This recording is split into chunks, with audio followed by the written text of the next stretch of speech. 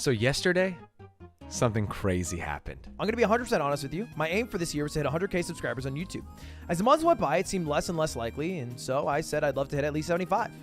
But it looks like 75 might be possible.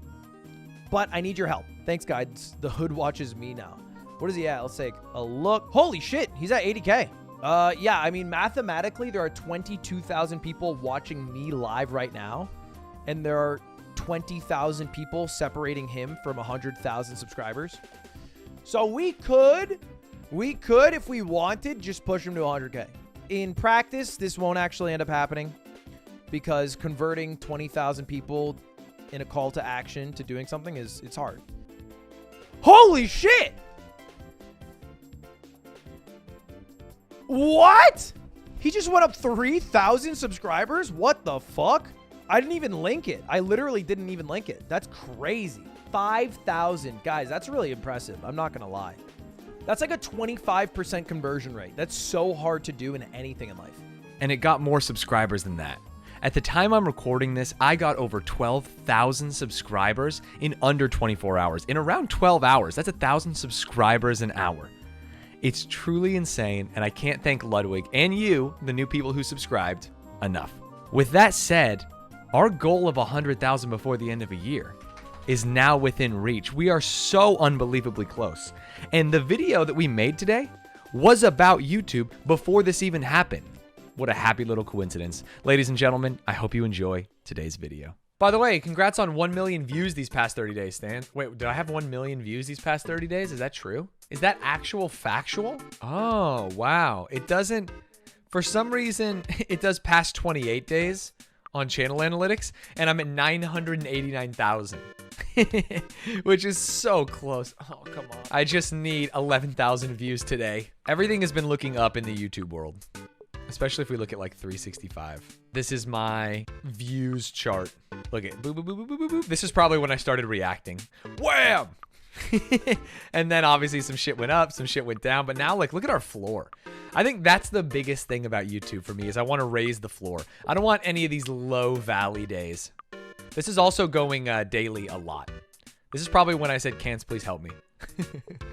What's really exciting is we have a new subscriber floor of about 200 a day, which is so much better than my old floor, which was 60 a day. We're getting a lot more YouTube subscribers. Don't focus on the views. It can become unhealthy. Sure. But you got to, you know? I mean, we talk about this all the time. I'm trying to grow on YouTube, right? I'm not I'm not trying to make art that is going to stand the test of time. I'm trying to have fun and have people like my stuff. Focus on the views. They feed you and you need food to live. They do feed me. All we need is to, what, like 10x in the next couple months, and then we can eventually, oh, my fucking dream is to buy a house. KPIs drive success. It's not always pretty how the sausage is made. Keep up the great work. No, I think everything's going fantastic. I'm really happy. Views are up, subs are up, more people are in my chat, vibing, hanging out. The only thing that's down is Twitch subs, and I think that's okay. I had some generous gifters a few months ago, and I was doing gambling with Ludwig. I think I've been a lot more self-sufficient on Twitch recently, where it's not like, oh, I have to be doing a bros versus pros, or I have to be getting a raid, or I have to be winning a bet.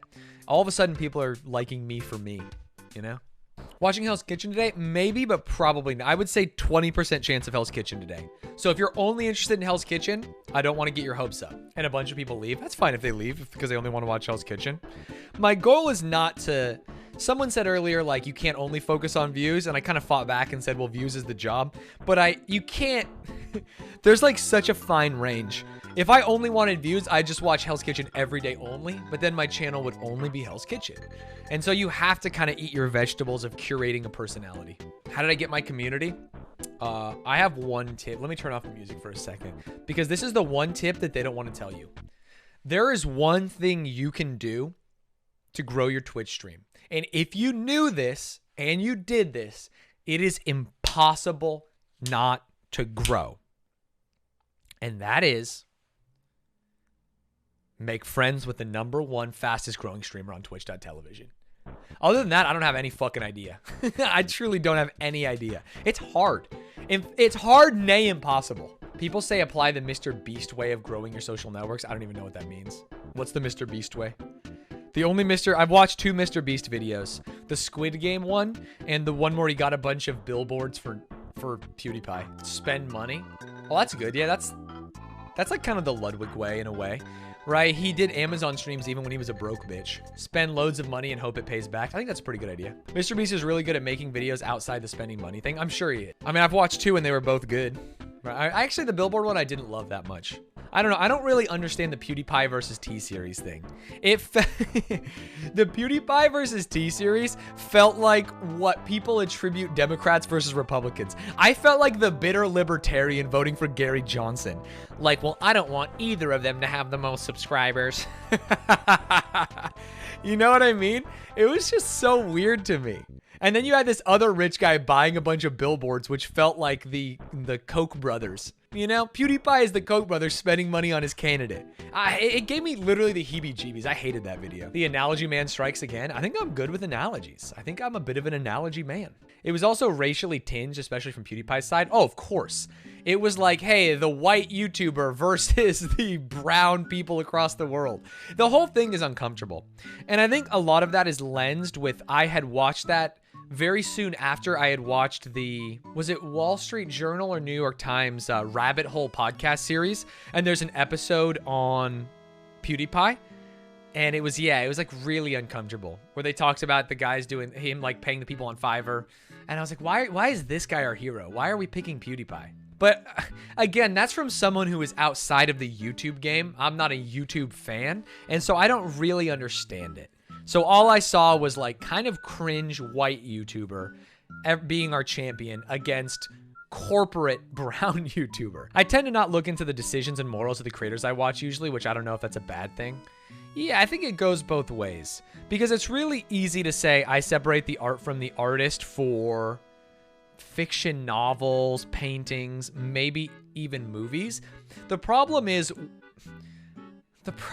in my mind, like vlog style YouTube content, because how do you separate it when like every day they're just espousing their beliefs and ideas?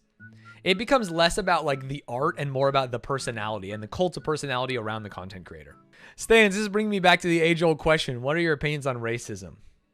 Chat, a few months ago, I gave my thoughts on racism. Hey, Stanz, I don't know if this will work, but I made you a tier list. Interested on your opinion. Fuck.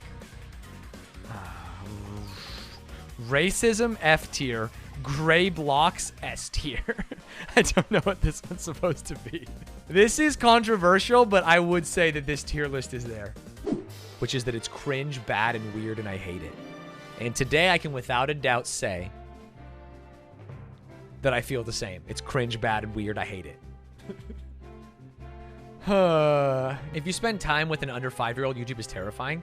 You know, it actually wasn't that bad. I spent some time with a 4-year-old who liked to watch gaming videos on YouTube, and I was kind of scared.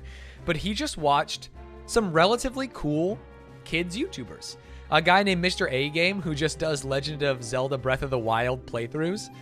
And it was kind of fun. It was just like, oh, I'm playing the game. And he would get hit and he would go, oh, darn. Oh, no.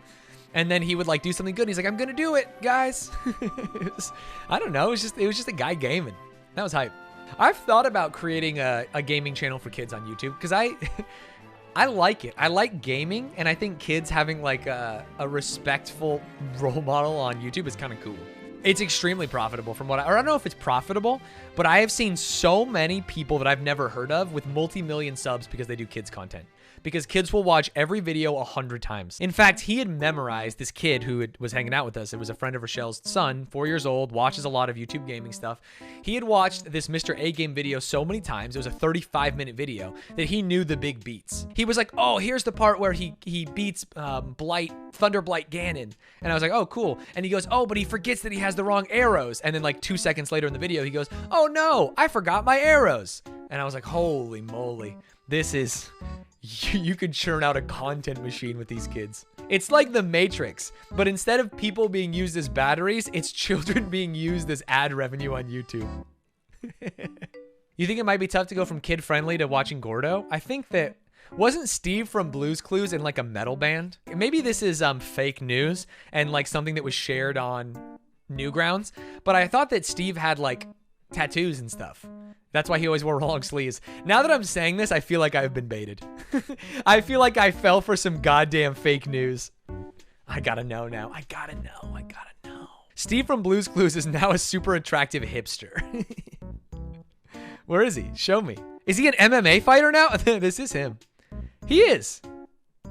Unless that's not him.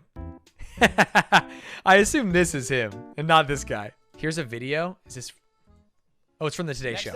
Steve and his buddy Blue hit the small screen, and to celebrate the big milestone, the original host of the first 4 seasons, Steve Burns, took to social media to share a sweet message to the kids who grew up with him. There he is. I mean, we started out with clues, and now it's what? Student loans. And, oh, that's so cringe.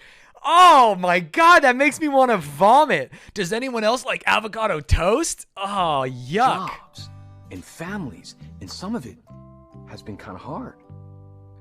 What the fuck? We're adults, Steve. After Some all of it's these been kind of years, hard. I never forgot you. Ever. And I'm super glad we're still friends. Thanks for listening. I'm not your friend, Steve. Here's the mail, it never fails. It makes me wanna wag my tail. When it comes, I wanna wail. Mail! Yeah, Steve's lit, dude. The parasocial thing was kind of cringe, but other than that, it was cool. Stanz, how does it make you feel that the show ended 2 years before I was born and I'm going to be out of high school this year? I mean, it doesn't make me feel anything because time goes the same speed, you know?